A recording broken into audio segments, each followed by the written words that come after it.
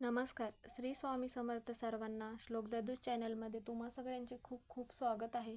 स्वामी तुम्हा सगळ्यांना कायम सुखी ठेवो ही स्वामीचरणी प्रार्थना करते आणि आजच्या व्हिडिओला सुरुवात करते. तर आजचा व्हिडिओ असा आहे की कोजागिरी पौर्णिमा का साजरी करतात, कोजागिरी पौर्णिमेला दूध का पितात, याबद्दल आजच्या व्हिडिओमध्ये आपण माहिती जाणून घेणार आहोत. तर व्हिडिओ शेवटपर्यंत नक्की बघा. तर त्या अगोदर सगळ्यात पहिलं तुम्हा सगळ्यांना कोजागिरी पौर्णिमेच्या खूप खूप शुभेच्छा. नवरात्री आणि विजयादशमी झाल्यानंतर सगळ्यात पहिलं वेळ जे लागतं ते कोजागिरी पौर्णिमेचं. आश्विन महिन्याच्या शुक्ल पक्षातील पौर्णिमेला शरद पौर्णिमा किंवा कोजागिरी पौर्णिमा असे म्हणतात. तर हिंदू धर्मामध्ये कोजागिरी पौर्णिमा मोठ्या उत्साहात साजरी केली जाते. कोजागिरी पौर्णिमा ही वर्षातील सर्वात मोठी पौर्णिमा मानली जाते. तर मग आजच्या व्हिडिओमध्ये आपण बघूयात की पौर्णिमा का साजरी करतात, म्हणजेच की कोजागिरी पौर्णिमा का साजरी केली जाते. वर्षातील सगळ्या पौर्णिमांपेक्षा शरद पौर्णिमा ही सगळ्यात शुभ आणि महत्त्वाची मानली जाते. यावर्षी शरद पौर्णिमाचे व्रत 16 ऑक्टोबर रोजी करण्यात आले असून ह्या दिवशी चंद्रप्रकाशात खीर तयार केली जाणार आहे. असे मानले जाते की शरद पौर्णिमेच्या रात्री देवी लक्ष्मी पृथ्वीच्या दर्शनासाठी येते आणि आपल्या भक्तांना सुखी आणि समृद्ध होण्यासाठी आशीर्वाद देत असते. त्यासाठी धनप्राप्तीसाठी देवी लक्ष्मीला प्रसन्न करण्यासाठी हा दिवस खूप खास मानला जातो. त्यामुळे देवीच्या वेगवेगळ्या पद्धतीने सेवा केल्या जातात. या दिवशी देवी लक्ष्मी प्रकट झाली म्हणून हा दिवस देवी लक्ष्मीची जयंती म्हणून पण साजरा केला जातो.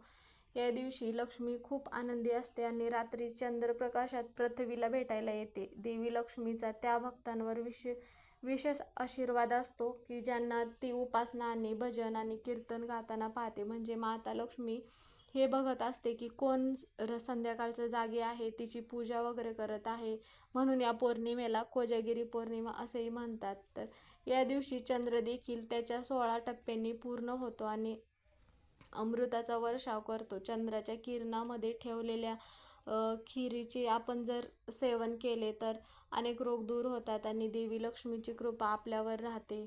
त्यामुळं मग शरद ऋतूच्या नंतर हलकीशी थंडी चालू होते. कोजागिरी पौर्णिमेचा अर्थ आहे कोजाग्रती, म्हणजे कोण जागृत आहे. लक्ष्मीचं आगमन जेव्हा कोजागिरी पौर्णिमेच्या रात्री होतं तेव्हा माता लक्ष्मी विचारत असते की कोण जागा आहे, या दिवशी जागरण करतं का. माता लक्ष्मीचं आगमन मंडळातून पृथ्वीवर होत असतं आणि ती पूजा जर आपण केली तर माता लक्ष्मी आपले दार उघडे असल्यामुळे आपल्या घरामध्ये येते. म्हणजेच की लक्ष्मीचं आपल्या दिवाळीसाठी आपल्या घरी आगमन होतं.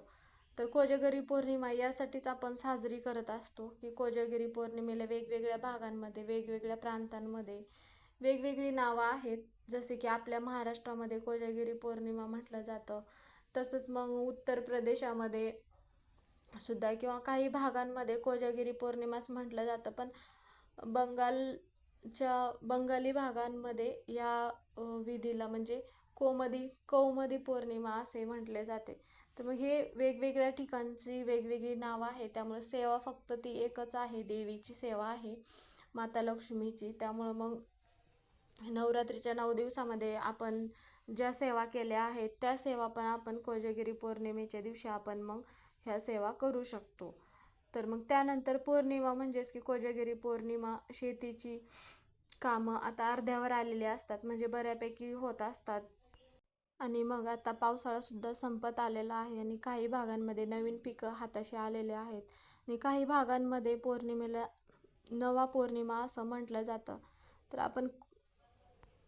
तर मग या दिवशी आपल्याला पूजेची मांडणी करायची आहे. तर पूजा आपल्याला रात्रीच करायची आहे. त्यामुळं रात्री तुमचे दरवाजे खिडक्या उघडे ठेवा या दिवशी. आणि एक पाट घ्यायचा आहे, त्यावर लाल रंगाचं कापड टाकायचं आणि त्यावरती माता लक्ष्मीचा फोटो किंवा तुमच्याकडे मूर्ती असेल तर तुम्ही मूर्ती ठेवू शकता, मूर्तीची स्थापना करू शकता.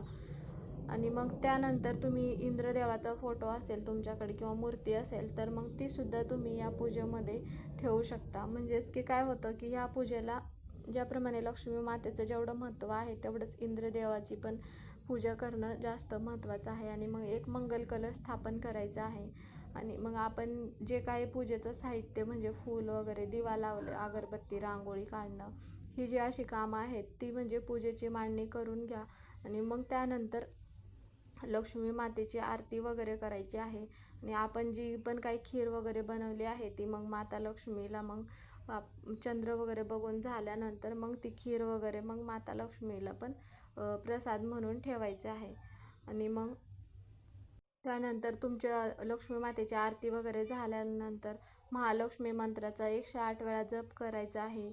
किंवा ओम महालक्ष्मी नमः, ओम महालक्ष्मी नमः, ओम महालक्ष्मी नमो भगवते वासुदेवाय नमः, या मंत्राचा पण तुम्ही मग जप करू शकता. त्यामुळे काय होईल की आपलं मन लक्ष्मी मातेमध्ये रमतं. आणि पूजा वगैरे झाल्यानंतर, ह्या सगळ्या गोष्टी झाल्यानंतर मग तुम्ही झालं. मग संध्याकाळी कोजागिरी पौर्णिमेची कशी पूजा करायची याबद्दल. तर मग सकाळी आपल्याला काय करायचं आहे की उंबरठा लेपन वगैरे करायचं आहे. छान हळदीचं लेपन करायचं आहे. म्हणजे माता लक्ष्मी आपल्या घरात प्रवेश करणारी असते. त्यामुळे लक्ष्मी मातेचं स्वागत करण्यासाठी शुभ लाभ काढायचा आहे. कुंकू आणि शुभ लाभ काढायचा आहे. आणि त्यानंतर पूजा वगैरे करायची आहे. आणि उजव्या बाजूला म्हणजे उंबरठ्यावरती एक दिवा लावायचा आहे.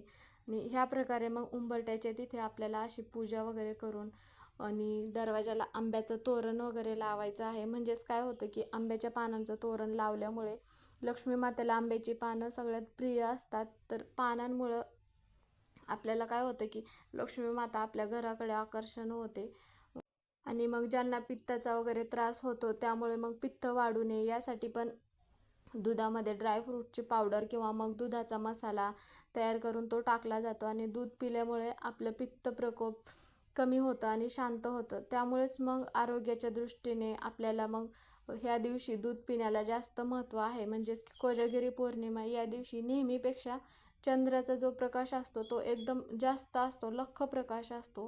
आणि चंद्राची जी किरणे असतात ती एकदम पृथ्वीच्या जवळ आलेले असतात. नेहमीपेक्षा चंद्राचा प्रकाशसुद्धा भरपूर लख्ख असतो. त्यामुळे कोजागिरी पौर्णिमेला तेवढंच महत्त्व आहे.